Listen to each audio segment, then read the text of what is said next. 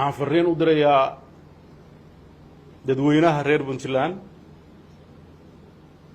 bilowga dimuqraadiyaddan la mahadiyey oo runtii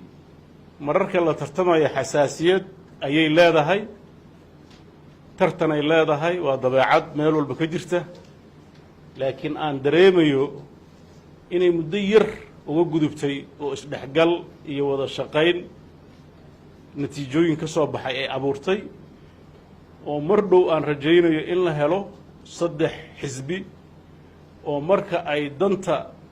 state-ka tahay isku aragti ka ah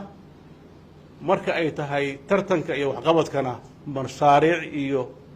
qorshayaal kala duwan la yimaada oo dadka fursad u helaan cidda ay u arkaan inay u shaqayso xilligaas maxaa yeelay urur walba marxalad buu ku habboon yahay aragtidiisa siyaasadeed iyo waxqabadka uu rabo inuu soo bandhigo mid ka fiican ma jiri doono haddii ilaahay inaan gaarno oo la helo sida dastuurkeenna iyo nidaamkeenna xeerarkeenna sharciyadu u dhigayo in la helo xisbiyo dadkan danahooda ka shaqeeya oo iyagu ay noqdaan cidda siyaasiyan u matali doonto ayna ku wada jiraan dhammaan degmooyinka iyo gobollada iyo bulshooyinka qaybihiisa kala duwan ee deegaanka Puntland ay u dhammaystiran yihiin 3 urur ama ha u qaybsanaadaan ama mid walba ha isugu tagaan siday u samaysan doonaan iyo jirtaan laakiin waxaan rabnaa ururadaas inay u muuqdaan ururo dhammaan deegaanada sida nidaamku uu ku yaallo urur kasta waa inuu ku leeyahay ugu yaraan 6 degmo xafiisyo iyo taageerayaal iyo sida ay ku soo baxeen hadda inay ka dhabeeyaan fariintaas aad baan u rajaynayaa bulshadu inay qayb weyn ka qaadato sidii doorashooyinkaas u hirgeli lahaayeen si nabadgelyo ah oo hufan kana fogaadaan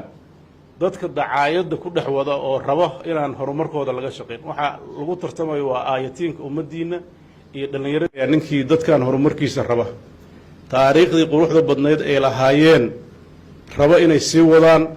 ha ka waantoobaan in ay xukunka ku raadiyaan si guracan dowladdan aan mas-uulka ka ahay madaxda ka ahay madaxweynaha ka ahay waxaan diyaar u nahay tartan shariifa oo bannaanka yaalla ninkii ku fakeraya inuu xoog wax ku raadiyo ninkii ku fakeraya qabyaalad inuu wax ku raadiyo ninkii ku fakeraya dacaayad iyo dad kale inuu wax ku raadiyo ninkii ku fakeraya dadkii shalay Puntland la dagaalamay ee burburinayay ee meelaha kala jiray inay maciin ka dhigtaan intaasba waa iga tale ka digtoonaada si memberkan ah waan igala talinayaa Puntland waa waaraysaa waa jiraysaa waa joogaysaa taariikhduna waa qormaysaa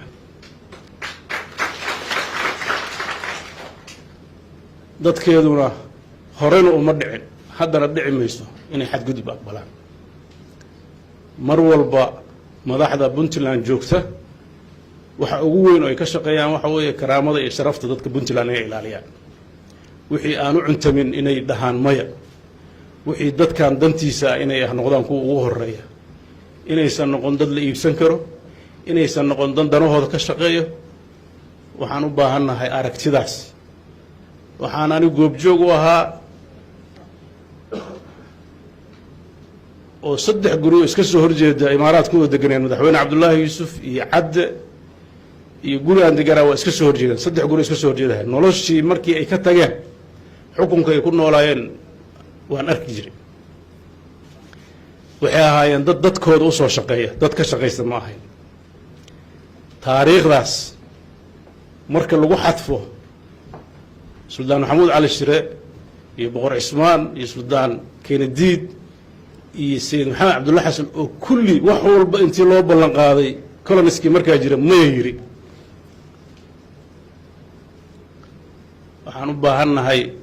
dadkan karaamadooda iyo sharaftooda in la ilaaliyo taariikhdoodana la qoro cid kastoo diidan baaqi bay ahaanaysaa dadka isticmaalkii reer galbeedka xilligaa awoodda badnaa ka diiday wax khaldan cid kale oo laga yeelayo ma jirto kolle inta aan joogo marna suuroomayso taariikh khaldan inaan ka tago wax dadkan aan dan u hayna inaan aqbalno ma suuroomayso marka waxaan rajaynayaa waxa danta ku jirta aan ka wada shaqeyno saasaa danteena iyo jiritaankeena ku jiraysaa waa